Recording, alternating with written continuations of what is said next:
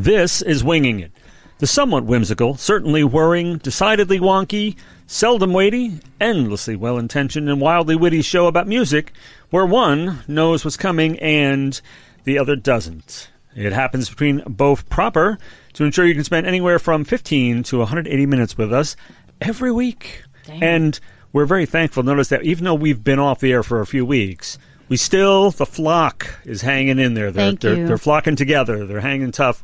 We have listeners in like 22 countries in the last couple of weeks, and we thank every one of you. Are we making any promises now to these loyal followers? Oh, we're back. We're back in heavy rotation, folks. All right, sorry about that. More folks. than you can take. Okay, believe me. And now here's the surprise. You notice I read the intro. That's kind of strange, isn't it? That is weird. And I know some of yous out there were thinking, hey, Professor, throw the kid a bone. She works hard. I can feel what they're thinking. You see, the flock, the folks, are actually much more sensitive to your plight as a beast of burden than I am. So I'm hearing their cries. I've heard their inner voices, and to it, I will hearken. To them, I will hearken. I suppose it won't kill me. I don't know that for a fact, but I'm willing to risk it. I don't know. You've done it before, and you still seem to be quite alive. And I'm just saying. So once again, here comes another lazy and yet paradoxically overwrought episode of Winging It. I have mastered the art of somehow running things into the ground while expending little to no effort. It's a gift, So, gonna have some fun tonight. I think Wang Chung will be pleased with us. Definitely. we're making the right. Gonna bring some St. Vitus dance to the airwaves tonight. I was right about that. I was telling you what I thought the phrase meant from the other Winging It show. And I was right about that, but I was wrong about something else. Iggy Pop's name. I actually got it wrong. I mean, talk about mortification. Uh-oh. I mean, it's got to be a death metal band, but it's also what I felt. But I was, remember when we were doing the... You have to stop and let me laugh for mortification. Mortification. I am certain that's a death metal band. That should... Or an album. Name of an album. Mortification. You got to let me laugh at that shit, man. That was a good one. Thank you. All right. But you remember it was the show about the band names. And, yes. The perception is that I was getting a lot of them. You were. I was kind of drunk with power and kind of really were. Kind of feeling my oats. You should have seen your face the whole time. You're like, oh yeah. That was a little bit of a streak there, and you can't feel your oats and remember people's names at the same time. It just they're kind of it's a kind of a natural stimulant. But I said Osterman, and his name is Osterberg. Shame on me, okay. Iggy James Osterberg. Anyway, so we're all set. The mic is on and nice and sensitive to pick up every single click of a lozenge in my mouth, according to Christina and nobody else. Are you fucking kidding me? You heard the fucking airplane noise. Trust me, they can hear the lozenge clicking. All right, and you are the famous airplane noise. You are going to have to come up with a pithy name for this because you're really good at doing that. But this is basically what the show is about. Pop and rock artists who went on to do movie soundtracks. Oh shit, that's a good one. And I'll even tell you how this occurred to me. It's in the Can narrative. It will say that. Giving away all your fucking secrets. Fourth wall. You're like third winging it, and all your secrets are fucking out there. Yeah, you're like you've broken the fifth wall. I don't know. Take it. I mean, we're in a dimension. We're in the fifth dimension here. Taking a bazooka to the fourth wall. Seriously. But okay, so you'll have to come up with a pithy, catchy name for that. Pop and rock artists who went on to do movie soundtracks is probably a little cumbersome, but cumbersome is what I do best. Benedict Cumbersome here. You know, this reminds me of a death metal band, Mortification. Total mortification. I was feeling my oats, man, I've heard of sewing, but never feeling. Yeah. But I guess you can feel I'm not 100% sure what it means, but I think it's just like you're kind of grooving, kind of high. You can both feel and sew your oats at the same time. It's something I don't normally talk about in polite company, but we're not polite. They actually complement each other very nicely. Feeling one's oats and sewing one's oats. Yes, indeed. I mean, you're feeling them, you're sewing them. It's a circle. It's Get a her cycle, done. Get her done. But anyway, pop and rock artists who went on to do movie soundtracks, or whatever Christina decides to call it. Now, on this subject, I agree with Paste Magazine, which is one of the sources I use. Yes, Paste Magazine. Hell yeah. It's like Library of Paste Eating Nerds Magazine. Elementary school reference. There you go. At least it's not glue stick recent mag. history seems like recent history to me. And the contribution in question must be a musical score rather than a collection of songs culled from an artist's recent album. So that kicks out Leonard Cohen and McCabe and Mrs. Miller, Cat Stevens, Harold and Maude, Jimmy Cliff, The Harder They Come. They don't count. And for the sake of fairness, films where the central musician is also the star are void. So like No Purple Rain or 8 Mile or anything like that. Okay, all right, shit. That also knocks films out of the running, such as author Stephen King's directorial debut, Maximum Overdrive, based on his own short story, Trucks, because Maximum Overdrive might not be a great title, but it beats the hell out of Trucks. You know? Yeah. Yeah. Said film, which starred Emilio Estevez, who will pop up later into conversation, features nothing in the way of music but songs by AC/DC. That's not a score. You know, that doesn't count for that. It doesn't count for Not much. what we're talking about.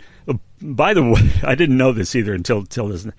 King never directed another film, perhaps stung by critical panning and comments such as one stating he, quote, hasn't got an ounce of visual style, the vaguest idea of how to direct actors, or the sense God gave a grapefruit. Ow! Wow. Ouch! And he raises his middle finger and says, fuck you, I make more money than all you motherfuckers with my books. So you know what? I decided to fucking go out on a limb. Maybe it didn't work the way you wanted it to, but I'm proud as fuck. In fact, we have his reaction here. The author later called it a, quote, moron movie, a learning... Oh, fuck. Fuck. A learning experience. I'm reeling that back in. His cameos are always priceless, and he did a cameo in that. I mean, his cameos are like, you've never seen so much hamming it up in your whole life as Stephen King. I mean, I've seen some serious hamming. No, yeah, but he takes the cake. All right. He takes the ham. Hey, when you don't have the sense God gave a grapefruit, you know. The author later called it a moron movie, a learning experience, and vowed never to direct again.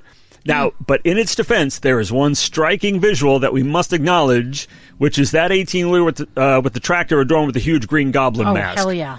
That was badass. That Come was on, badass. Yeah. And I have a confession. What? That movie scared the fuck out of me. It's a freaky movie. It really is. I mean, like, I was terrified of that movie. I watched that movie and I thought, I will never sleep again. But then there was Christine, the fucking possessed car, that was pretty. I was like, are you fucking kidding me with these cars? I can't handle shit. And the books are way worse, too. I never read the books because that'll earworm itself he in writes there. disturbing books. I'll never be able to sleep again. So great epic rap battle of history, though, to hear King boasting in a rap battle between Stephen King and Edgar Allan Poe. Very funny rap battle. We're gonna have to drop that into our page so that they can check it out. You should hear. So good. King boasting. It's hilarious. You know? And speaking of goblins, as I say, we'll get back to that. Not a green one, but another kind. However, I know. I remember. I was going to ask you if you knew who did the score, and then tell you, and then read the Can narrative. Okay. All right. The Princess Bride. Ooh, that was a good one. Ooh, I can see the credits, but I cannot read the name. My love is like a storybook. I haven't watched it in so long. I don't remember the music very well. Oh. But I mean, the movie, every line. It's one of those movies where every line is quotable. Every line. Yeah, I do not know that. I love the score, though. Oh, yeah. Well, when not demonstrating his skills with an axe as lead singer-guitarist of Dire Straits, Mark Knopfler... No way. Yes. Appears to enjoy a secret life as a film composer. Now, wait a minute. Who thinks of this stuff? It's not a secret life. His name is right there. Mark Knopfler score. So it's not a secret life. It's just lesser known, obviously, than Dire Straits. Damn. Some of these I had no idea. Wow. Writing music for films like Local Hero, Cal, and Wag the Dog. And I'm sorry, I've been in a cave. I never saw Wag the Dog. I never saw it. I wanted to, but I never saw it. Yeah, I wanted to. I'm told. But anyway, that was Mark Knopfler. Damn. Now, his most notable contribution, however, is the score for 1987 fantasy comedy The Princess Bride. It takes a special man to write music to accompany rodents of unusual size. ROUSs? ROUSs. I don't think they exist. I don't think that means what you think it means. Yeah, you keep using that word. I wouldn't dare to try. That was just the most quotable movie of all time. One of the best movies I've ever seen in my life. Classic. Part of my collection, I proudly say, yeah. Yes. And you know who turned me on to that movie? Who? My mother. Oh, really? One of her favorite movies of all time. It's a classic. I remember thinking, oh, please, my mom recommended. I'm not going to watch it. Shit. It was amazing. As you wish. Yeah. That's right. All right. That still will kill me. Somebody says, as you wish. I'm like, my God. Here's one that All I got to do is say the name of the film, and you will immediately tell me who did it. Flash Gordon. That's Queen. Yes, Queen. Okay. Flash Gordon may not be the best movie in the world. You were worried for a second. Look at your face. For a split second, I thought, I've been caught out there believing you knew something that you didn't before. That's true. With every hummingbirds. Yeah. That's a good example. Every hummingbird.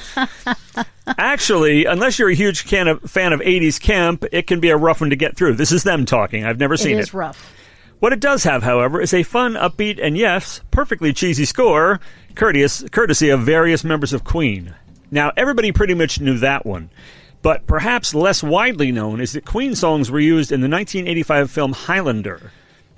I didn't know that. Bruce knew that. I didn't know. Namely...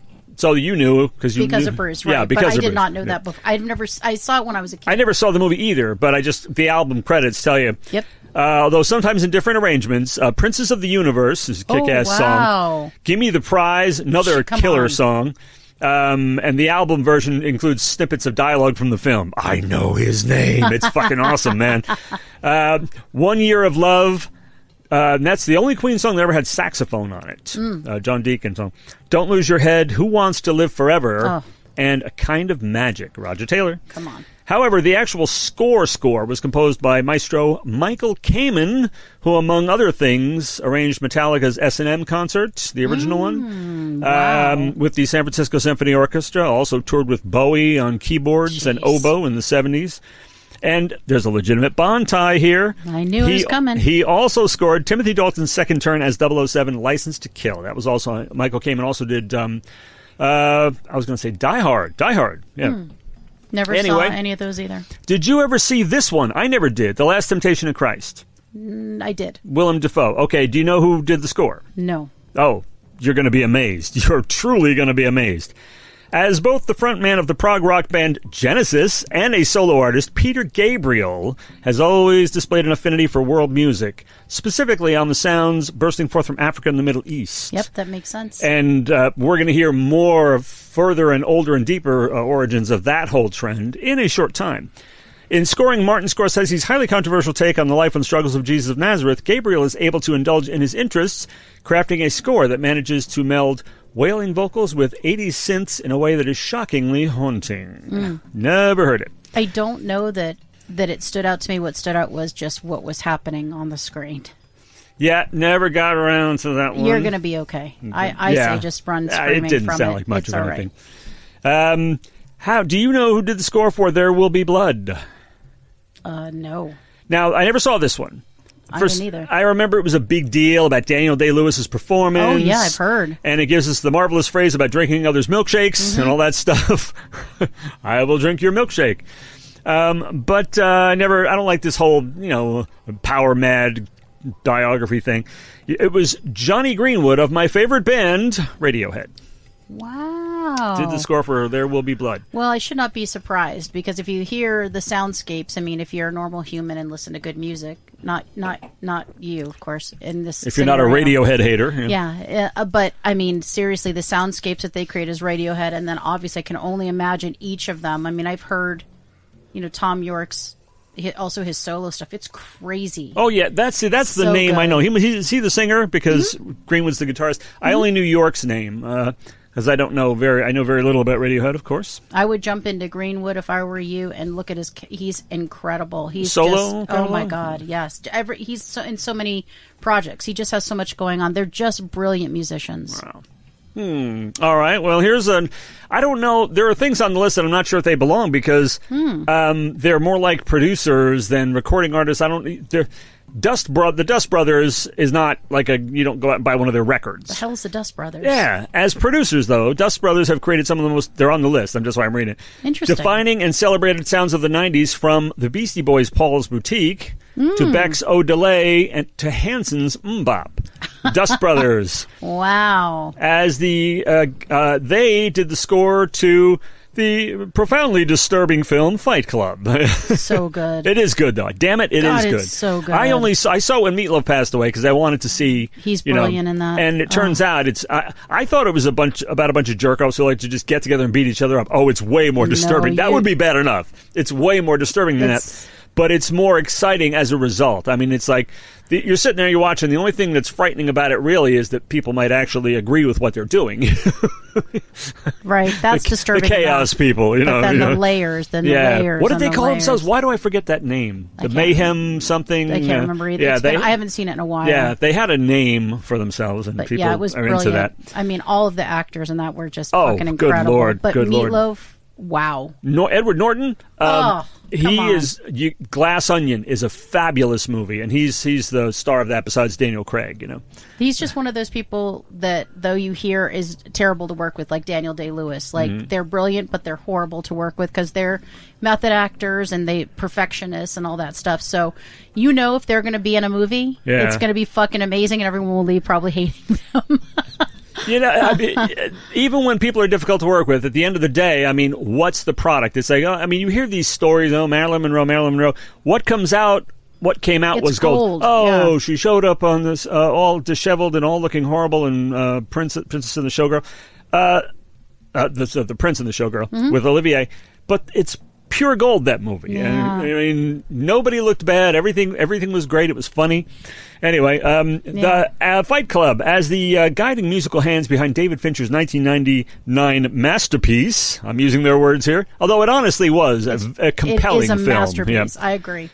However, the group created a chaotic, what a surprise, yet exhilarating score that reflected the mindset of the film's disturbed protagonist. Yeah, there's a lot of disturbed people in this movie. There's some disturbed shit going on in that movie. But damn, if I couldn't turn it off. I couldn't turn away for a second. Good. It was so gripping. All right, now this is a kind of an obscure film that even you probably haven't seen, artsy film, The Royal Tenenbaums. I have. Have you really? Absolutely. Who did the score then? I don't know who did the score, but it was hilarious. It's a comedy. It sounds like some stuffy historic period piece. Yeah. No, The Royal Tenenbaums, I think it's Gene Hackman, right? Oh, forget about it. He's the best. And I think it's Ben Stiller. It's brilliant. It's it's kind of like I would say it's like a dark comedy. I found it brilliant. It's bizarre. Anything like Michael Caine or Gene Hackman or any of those guys is in, forget about it. I mean, honestly. I grew up a theater brat. Remember I told you that imaginary term last time? Those were among my favorites growing up. Caine and Hackman, man. Come on. Caine and Hackman and all those guys, and Duvall and Borgnine, I just love them.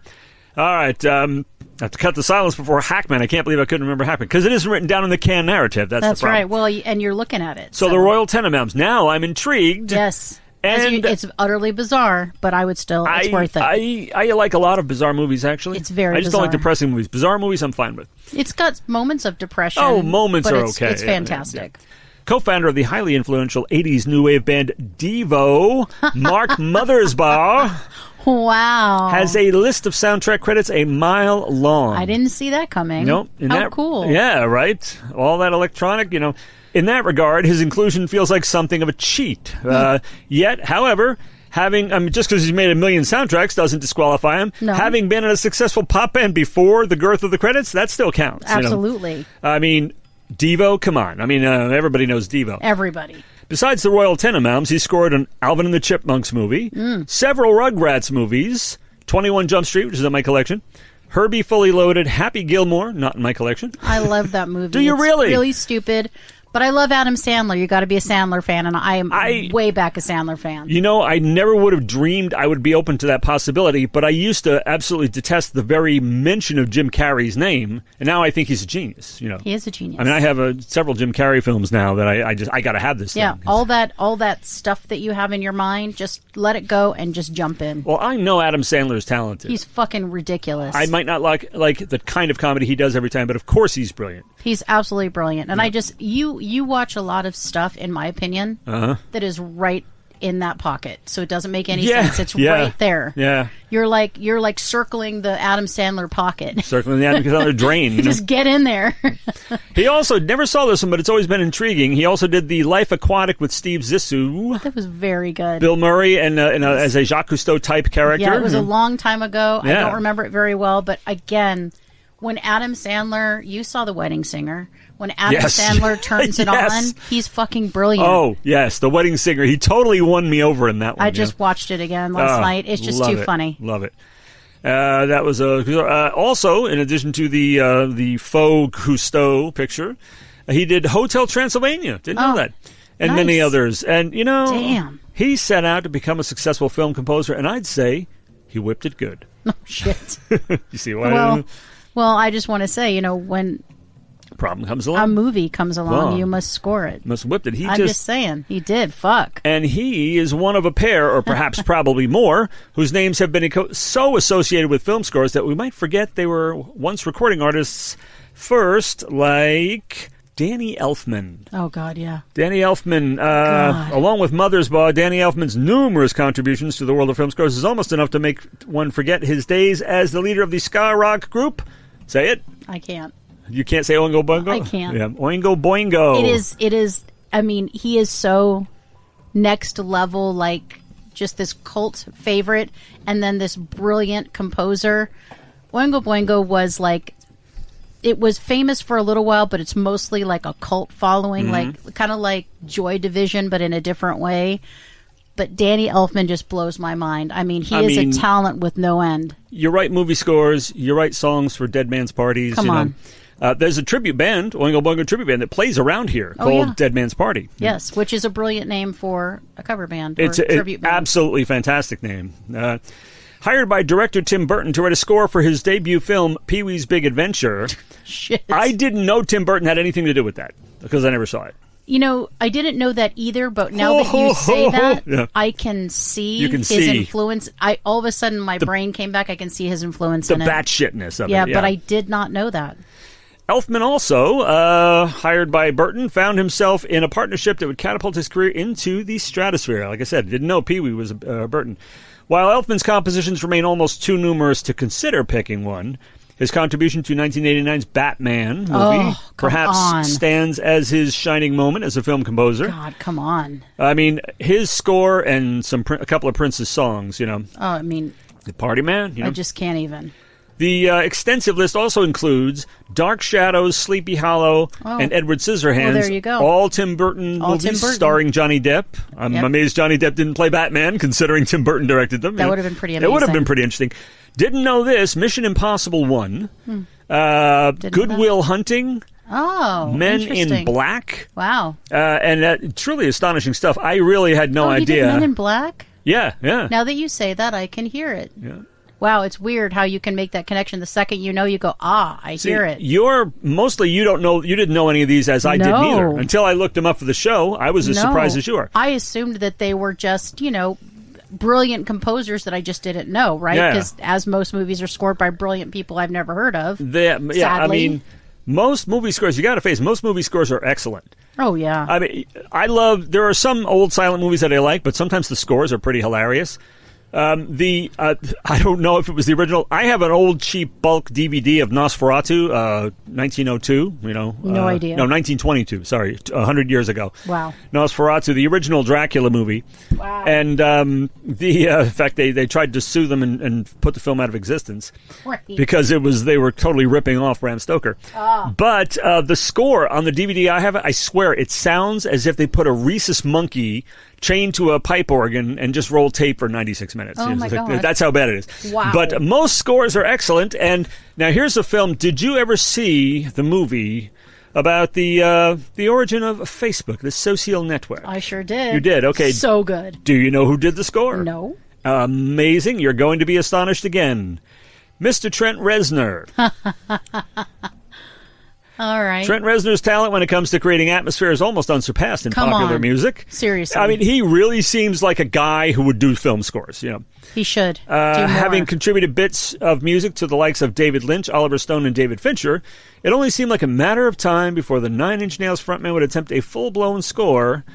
And, like I said, he's that kind of guy. It doesn't surprise me at all. Yeah, I'm surprised it wasn't something like Requiem for a Dream or something like that. Some really weird, dark... Because not that he can't do anything, but that would be amazing. Some of these guys surprise you with the stuff they choose to direct or score or whatever. I think that one left it wide open, though, because he could go wherever he wanted with it with the Social Network. With a credit like that, with the cred like that, if he did some horror thing, people would go, oh, well, it's horror. Yeah, of course he did. Just like Tim Burton, he did some dark stuff. That's weird. Dark stuff, some, comic book stuff. That's so weird. What do you mean? Yeah. I mean, trying to turn Dark Shadows into a comedy.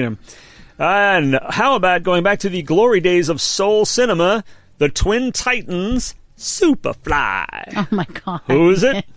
I don't remember who's in Superfly. No, who the music. Curtis Mayfield. Oh, yeah. Now, Superfly. there are good movie scores, and then there are the scores that completely seem to overwhelm the movie they were intended to soundtrack. Yeah. Such is the case with Curtis Mayfield's score to the 1972 blaxploitation film Superfly. Superfly. While the film itself remains an enjoyable and entertaining relic of its time, like me, Mayfield's music represented a pioneering and exceptional piece of work in the soul funk movement. I love that they said a relic of its time, because there's so many movies that fall into that. You could not make those movies today. But they're so good. Yeah. Again, somebody was mentioning online that they watch Trading Places every Christmas, and I'm like, I watch it year round. I mean, every Christmas. But again, you could not make that movie today. But, there's a lot of movies you could never make. They're today. amazing. But you're like, when you watch them back, you're like, ooh, I got that. Yeah. And of course, Isaac Hayes. Shaft. Oh, my God. Right on. That's right. They say that cat Shaft is a bad mother. It's a great... Listen to the lyric of this thing. He's a complicated man. Yes. But no one understands him but his woman. Oh, wait a second. First of all, Robert Klein, I think it was, did a comedy routine about this. It was funny. He was saying, like, no one understands him but his woman? He has two moods, angry and indifferent, And his woman understands him? Right at the start of the song, they tell us he's a, quote, sex machine to all the chicks. To all the chicks. All the chicks. Hey. I mean, I could be that too if I wanted. So, are we Why not? Do it. Are we to believe they all understand him? But song lyrics, it's best not to ask too many questions.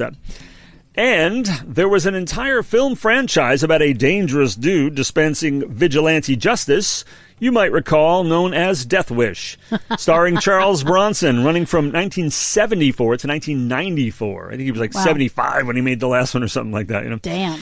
The soundtrack to the first installment was penned by a man who in the 70s experimented with jazz fusion, funk, and electro styles, utilizing a wide array of synthesizers and electronics. This is Death Wish now. It was during the period that he released perhaps his best-known and most influential album, which I have, which is awesome, Headhunters. Yes, the genius of Herbie Hancock. Headhunters is an incredible album. Herbie Hancock, though, I mean, he's brilliant. Come on, I know he's known for Rocket, but he did so much. Yeah, Headhunters is probably the definitive Herbie Hancock. Oh yeah. Although he plays, classical piano, he does all kinds of stuff. He's incredible. Yeah. That album, Headhunters, does not have a single note of guitar on it, although you would swear it did. You listen to it and you hear these. Well. Yeah, I mean, it doesn't have any guitar, though. Nope. And it manages to be totally badass, too. Hancock also scored a film about a musician called Round Midnight, for which he received, in addition to many international awards, an Oscar. I did not know that. I didn't know he received Herbie an Hancock Oscar. got an Oscar for Herb. the movie Round Midnight, which I never heard of. Nice, me neither. And the soundtracks for both Death Wish 2 and 3 were written by a man who, I pray, needs no introduction to any of you. Do you happen to know? No. No. Okay. Well, because... No, I have no fucking idea. I've never seen the movies either. Yeah. No, I saw the second one, actually. I stopped watching it after that. Usually the second kills it for me. Well, that factoid, maybe you didn't know, but you are certainly familiar with Mr. Jimmy Page. Oh, God, yeah. It's funny. I always knew he did Death Wish 2, but I never heard about 3 until just now. I didn't know he did Death Wish at all. Yeah, he did. I mean, Jimmy Page doing movie soundtracks and sequels, too. That just sounds weird, In a more electronic, progressive vein, we have a man considered one of the most important figures in the history of electronic music, Vangelis. The Greek... Yeah, Vangelis, yeah. Hey, I hadn't heard of that one in a long time. Yeah. I pulled that one out from the very back, there is a file cabinet, and it's way the fuck back there. Vangelis, some interesting stuff I just learned about him. The Greek composer started a band called Forminx in the 60s, and another called Aphrodite's Child in the 70s, and the latter's album, Aphrodite's Child album, 666, is considered a progressive psychedelic classic. He also worked as a duo with Yes's John Anderson. And I did not know this. It was tapped by Anderson to replace the departing Rick Wakeman, but for work visa difficulties and the like, would have done so, but instead we ended up with one album featuring Patrick Moraz, and Relayer is a doozy, of course. Yeah. Oh my God, so Patrick Moraz, but it was almost Vangelis. I don't know if he's that kind of good as Patrick Moraz, we wouldn't have had the same album, of course. No, but he's brilliant. Yeah, I'm sure. Yes, he is. But why is he on the list, though? Because Mr. Vangelis also composed movie music for a number of films, including The Bounty, Blade Runner. Oh, shit. Yeah, and of course, Chariots of Fire, for which he earned an Academy Award. I was going to say, there's another Oscar. Saving that one for last. Yeah.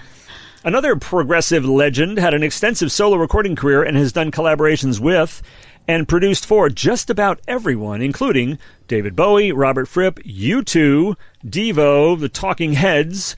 But he began as a founding member of Genesis? Roxy Music. Oh, it's Roxy and Music. I'm speaking of Brian Eno. Fuck Brian Eno. Ugh. He composed the score to Peter Jackson's The Lovely Bones. I think it was you that put me onto that one, right? Yeah, because remember I wrote The Abduction of Jane Doe is about that movie. Yeah, and I watched that movie because brilliant. and it was brilliant. It was so good. Brilliant, yeah. And the soundtrack, without the soundtrack, and obviously the visuals, that movie would not be what it is. You know, and I sit there and I look at credits and I don't remember it saying Eno, but I do. I read credits when the film's coming on. I do too, but there was a lot. You were probably looking at a lot of credits because there was a lot of like, who did the visuals on this? Who did this? Where was it? Because it's brilliant. That movie. I know people would not think it's brilliant. It is so good. Oh yeah. Now, Eno has spread his techniques and theories primarily through his production. Mm-hmm. His distinctive style informed a number of projects in which he has been involved, including Bowie's Berlin Trilogy. I did not know that. Helping to popularize minimalism. And the albums he produced were Talking Heads, incorporating on Eno's advice, African music and polyrhythms. Yes. Devo and other groups.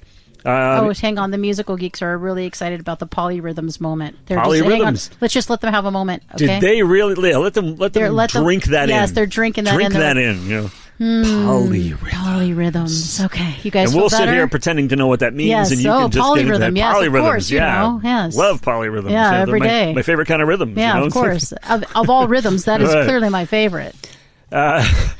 Eno's first collaboration with David Byrne, 1981's My Life in the Bush of Ghosts, utilized sampling techniques and broke ground by incorporating world music into popular Western forms, and we hear that far and wide now. So that alone is not always done that well, though. No, but that's a major legacy right there. I mean, everybody started doing it.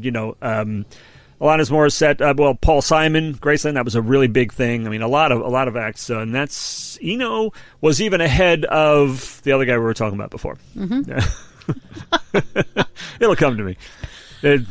Without looking back at the Ken narrative, it'll still come to me. You talking about the Oingo Boingo gentleman? Elfman? Yeah, Elfman. Yes. Yeah, Elfman. There you go. All right. As for Bowie's Berlin Trilogy, it was not just production and instrumentation. He's credited with a number of co-writes, and Bowie almost never collaborates on writing. Right. Almost never. That. Eno and Iggy, Bring Back the Mortification, are the only ones that come to mind. And the songs he wrote with Iggy were for Iggy's album, not his own. You know, Eno's '78 studio album, Music for Films, was a loose compilation of material recorded between '75 and '78. Intended as a conceptual soundtrack for imaginary films. Just like, hey, here's a song that would be a kind of a movie song, you know. And only the last track, Final Sunset, was written for an actual film. It proved to be a fruitful project, though, with nearly every piece on the album going on to be used in future films. Imagine that. This thing you said was just, we'll actually do that. Damn. John Woo's A Better Tomorrow, Rock and Roll High School, to my amazement. Never saw it. And Dario Argento for the film Opera. Right, we'll be talking more about Argento in a little bit. Speaking of Dario Argento, Italian giallo film director, suspense thrillers and horror legend from the 70s, still working. In fact, horror. Has That's what I would say. the king of corn syrup. Yep. Has a brand new movie out. I just found this out. Argento has still got a brand new movie that just came out. I just watched it. Yep. And I was speaking of Argento, I was very surprised, but happy to look at one of these lists, and they included, this is not me, they included Claudio Simonetti's Goblin, and the score for the legendary Argento, classic Witches Running a Dance Academy film, Suspiria, starring Jessica Harper, who certainly must have needed a bit of shock treatment after the events in this flick. She did. And it just so happens. I didn't want to say anything. I wasn't going to bring shock treatment in, but there it is. It had to happen. And I was talking to somebody at the show, and they did not know Jessica Harper was a singer. What? They didn't know. I said, no, she sings on... She's got a sexy voice. She sings on Shock Treatment. She sings on Phantom of the Paradise. She's brilliant, yeah. Sings Paul Williams' songs on Phantom of the Paradise. Fantastic. It's one of my favorite soundtracks. Me and Demon Boy are like the only two people that ever heard of it that I know of, but it's a magnificent soundtrack. Anyway, and as it so happens, I saw Goblin 1 week ago tonight. This very night, performing the score live to that Suspiria. Seated, and as the film played, and thankfully, when it was over, they kicked the chairs aside and kicked the audience ass like we knew they were going to do. But I didn't put them on this list. I was surprised that they did. However, for movie soundtracks, come on. Well, there's supposed to be pop stars and rock stars who did movie soundtracks afterwards. I think Argento started out doing those. And now they put out records that have nothing to do with movies. Now they put out just progressive rock records. But I think he started with movies. I think they got it backwards with maybe Simonetti. But any chance to talk about this wonderful act is okay. But it's on the list by them. Another Argento film called Inferno, which after Suspiria was the second in the so-called Mother's Trilogy, the Witch's Mother's Trilogy, which spanned decades, was scored by a true rock legend, namely Keith Emerson, who also scored the first action film starring Sylvester Stallone in the lead role. I didn't know that. Damn. Nighthawks, that was Keith Emerson as well. It saddens me to think, but I must acknowledge the dark possibility that some of you listeners might not know this composer from the band which featured his name, Emerson, Lake and Palmer. To those of you, I say do look into them and expand your horizons. That's my counsel. Yeah, and don't tell anyone you didn't know who they were. Don't tell anyone you didn't know who they were. It's not a good idea. Yeah, Keith Emerson. So there's Argento. Argento also had a couple of his films scored by the great Ennio Morricone. Okay. Yeah, I mean, good guys working on those.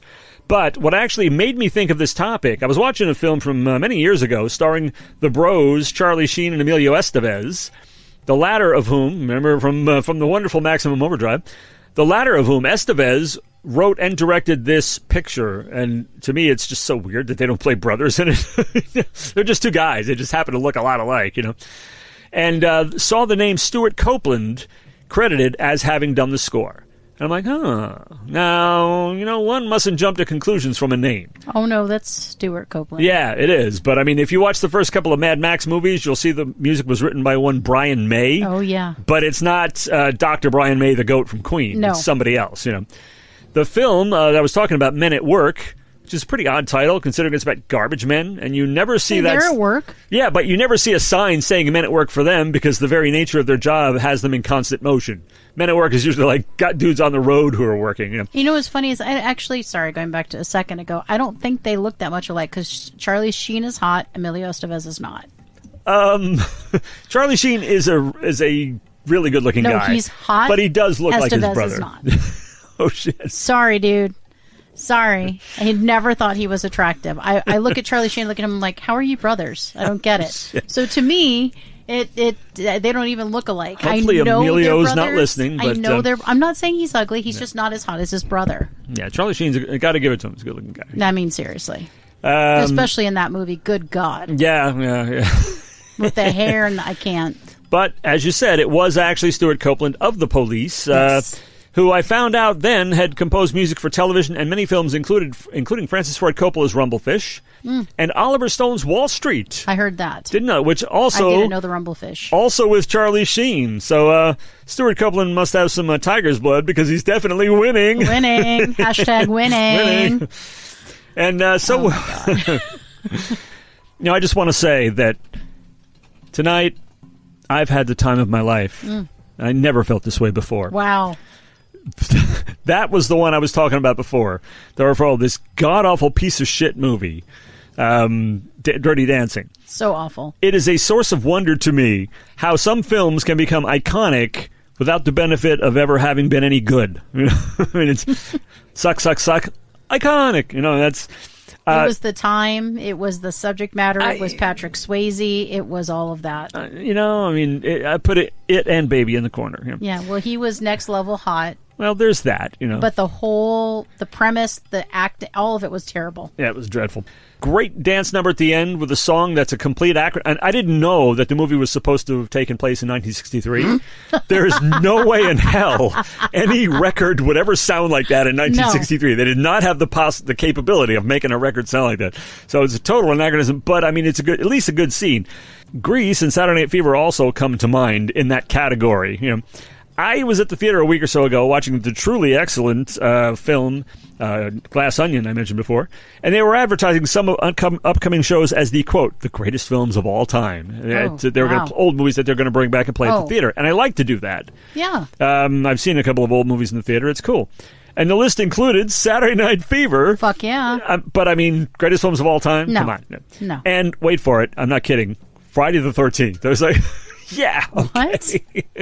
What? All right.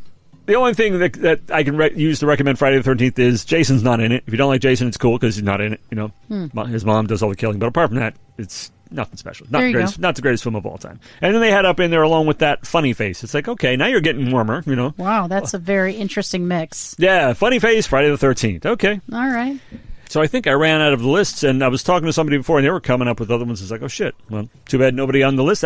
The people on all the lists I looked at didn't have any mention of Herbie Hancock or Jimmy Page. It's like, when were people born that you didn't even mention it? So weird. Who knows what you can write to us and tell us what notable pop rock star gone on to become movie composers that we overlooked. We would love to hear it. Yeah. And at Both on Air. At gmail.com. gmail.com. Anyway, since it's around holiday time when you'll be hearing this, I feel it would be remiss of me if I didn't warn you that while you guys are gathered around the table and there's that like ubiquitous cranberry sauce, give some thought to whether it might not really be the Blob. I mean, hiding in plain sight. In other words, beware of the Blob. It creeps and leaps and glides and slides across the floor, right through the door and all around. Okay, you get the point. Yeah, I'm not a fan of the Blob. Scariest shit you ever saw as a kid. It. Yeah. I mean, you know. It can ooze under doors and shit. I can't. But about the cranberry sauce, you know, you can think about it. You can never underestimate the enemy. And if I were an extraterrestrial mass of jelly who wanted to absorb people, that's what I would do, right? Wouldn't that be smart? I mean, that's smart. Or that would be the smart play, you right? You could appear in an Argento movie. I mean, you could just rule that whole thing. You could be a maggot covered with ketchup and be Seriously, in an Argento movie. Absolutely. Yeah, if I were the Blob, I would play possum. I would, if it has the intellect. See, the thing is, I don't know if it's as smart as I am, but that's what I would do. It can follow me wherever I go. It can ooze under doors and shit. It's fucking brill. Yeah, man, that shit freaked me out. I can't. And what you should do is to say the thing that we say at the end of the thing, which is... Let's fly this coop.